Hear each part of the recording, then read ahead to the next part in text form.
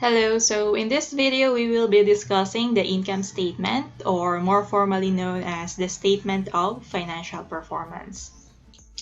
Ito yung ating income statement or Statement of Financial Position. So we start with the header. Again, we have the name of the company and then yung mismong name of the document, income statement or Statement of Financial Position. And then we have yung period covered niya. It's either for the month of May 2019 or for the whole year, okay? For, let's say, for the year ended December 31, 2020. Okay? So, basically, yung income statement kasi, ang pinapakita niya is summary ng income and expenses ng isang business for a particular period of time. Okay? So, pwedeng 1 month, 30 days, or 31 days, or pwede rin 1 year, so yung pinakang 12 months, okay? Pero normally, again, businesses do have monthly statements for their monitoring and decision-making, and then, as required by the regulatory agencies, normally yung annual financial statements ang kanilang pinapasa doon. Okay, so here in the income statement, the items that we can find here ay yung income accounts. Depende dun sa business, kung siya ay service, manufacturing, or trading. So, depende kung ano yung income accounts na makikita natin dito. But, of course, the income accounts will be presented first. And then, after that, you get, kung marami siyang income accounts, edi enumerate mo siya dyan, and then you get the total. And then, after the revenue accounts, you have your expenses. And then, itemize mo yung mga expense accounts.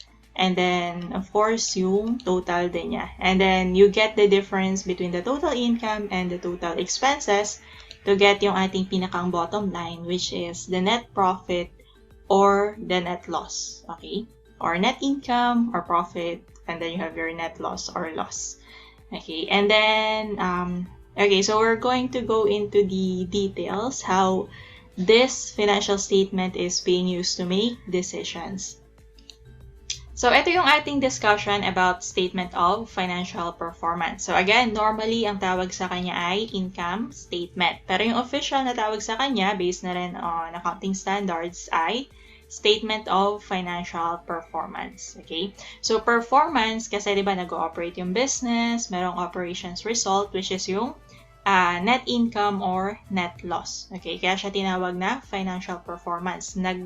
Kumita ba or nalugi ba yung business? Ano yung pinakang end result or yung financial performance niya? Okay?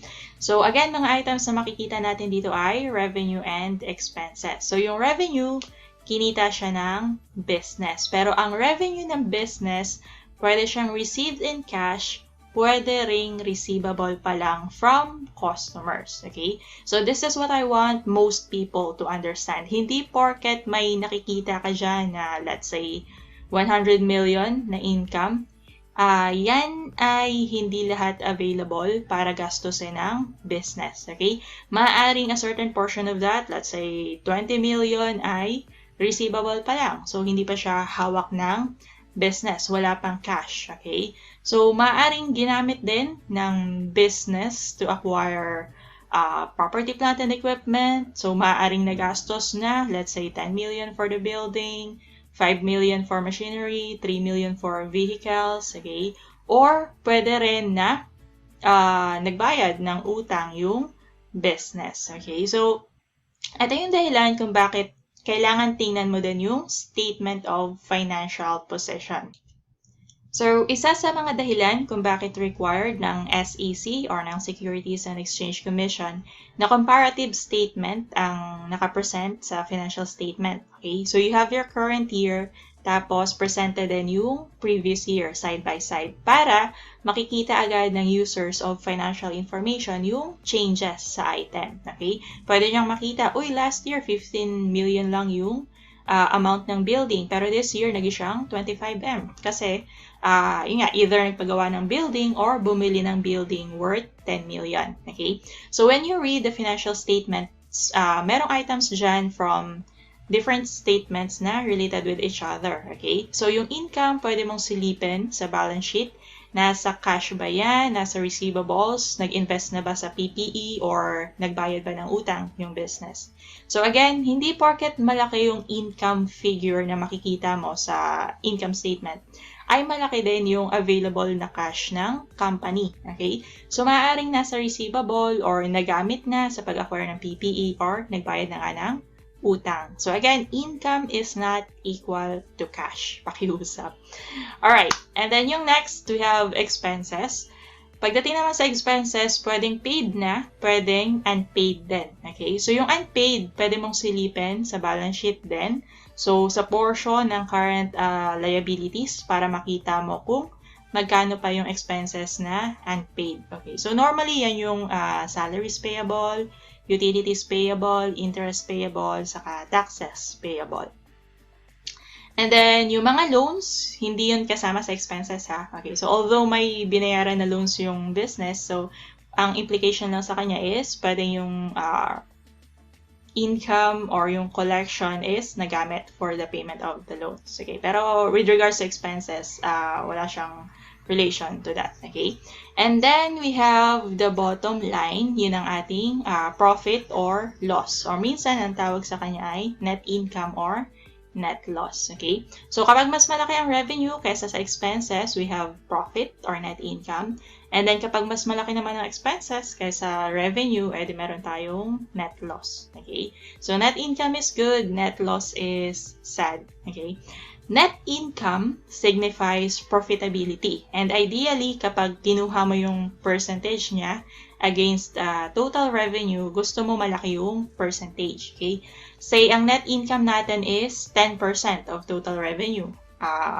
Example natin. Let's say 100 million yung total revenue. So, 10% nun is 10 million. Okay? So, 10% ng net ng total revenue, yung net income. So, that's good. Okay?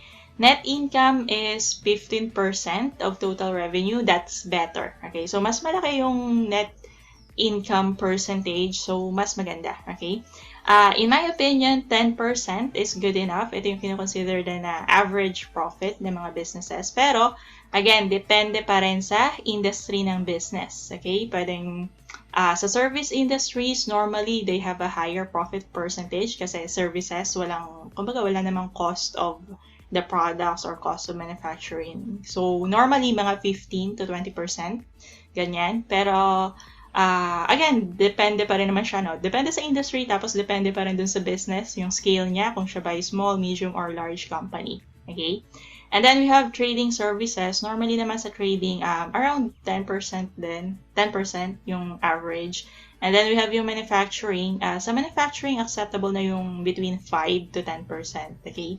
So, though mababa yung percentage sa manufacturing business, given na normally ang scale ng kanilang operations ay malakihan. Kasi di ba manufacturing, normally malalaking buildings, factories, ganyan. So, yung actual amount nung 5 to 10% na yon is actually big. Okay, so it's a huge amount pa din.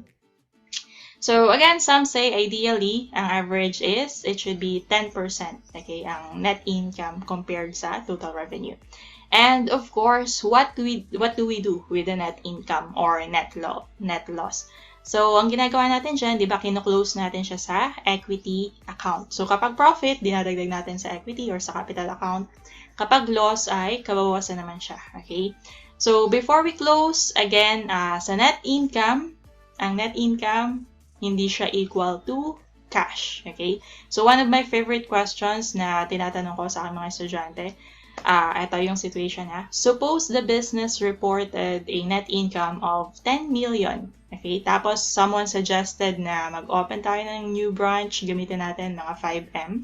Okay? So, question is, should they go for it or not? Okay, what other factors must be considered? Okay, sabi nga natin kanina pa, revenue is not equal to cash. It's not necessarily cash.